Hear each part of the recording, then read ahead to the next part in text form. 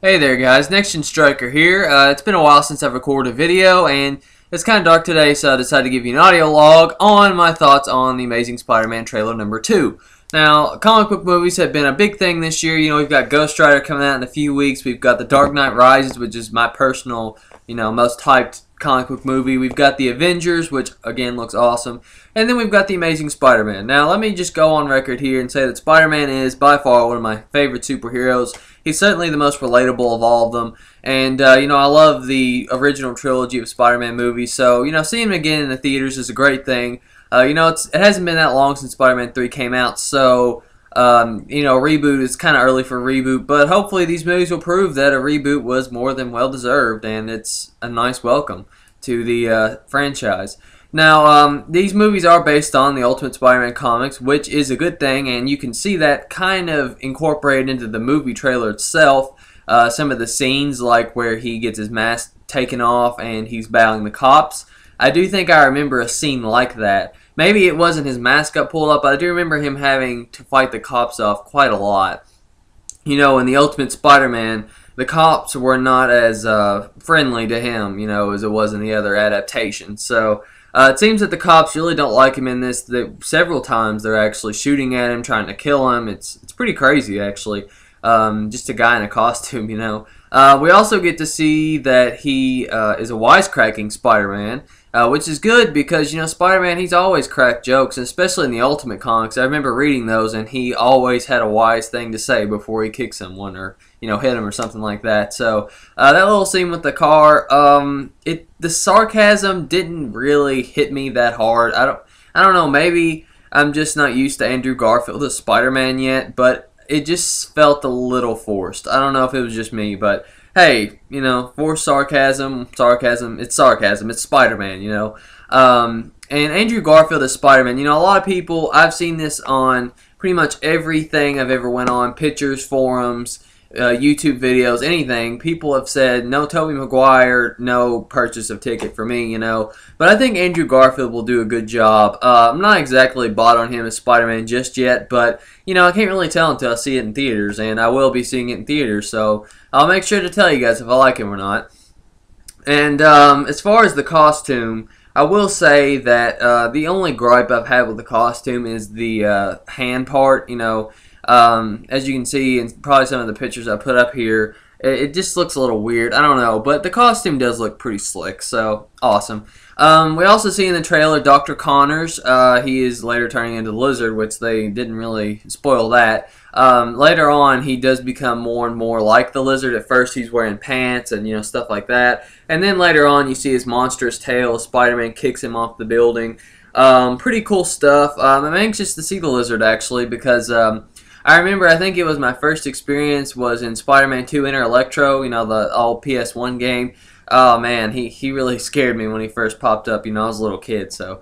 But it was pretty creepy, so I'm hoping that maybe he'll bring that side of terror to Spider-Man, the movie, because none of the Spider-Man movies have really been scary. They've really been more or less suspenseful or just tragic, but it'd be cool. As you guys can also probably tell from the trailer, this is it's a darker adaptation of Spider-Man, actually darker than the Ultimate comics. I'm not really sure how I feel about that because Spider-Man isn't really a dark character, but it could work. I mean, it worked for Batman for sure. I mean, he was meant to be dark, obviously, but I'm anxious to see how they pull this off. We're also getting to see Spider-Man's parents and some flashbacks, so I'm also curious to see how that's going to work. I've never really seen that before. And also from the trailer, you notice that he does have his famous web shooters. I'm so glad because I always remember in the comics or the video games or something, he always run out of web and that would suck, but it's really entertaining and it makes you really feel for him because, in the original Spider-Man movies, it was part of his, genetics or something. But now he has to actually make it himself, and it also shows that he's a smart guy. He is a smart kid. He's like a... He works with chemicals a lot, and he's a scientist. He's really smart, People don't give Spider-Man enough credit for how smart he is, but he is a pretty bright kid. Especially if he's able to keep up with high school and college and girlfriends and all this stuff. And speaking of girlfriends, Gwen Stacy is going to be his girlfriend in this one. I've never even seen Mary Jane, actually. I'm not even sure if she's in the movie. But that's no problem because, Gwen was a love interest as well. So go ahead and play out the Gwen. We've seen enough Mary Jane in the past 3. We don't necessarily need her yet. But it does appear that Spider-Man tells her of his identity. I'm not sure how that's going to work. It feels kind of weird because he never really told anyone his identity, at least for a while. And especially because, later on she's going to become Black Cat, which I hope the movies do show her becoming Black Cat, and something happening to her in this movie maybe.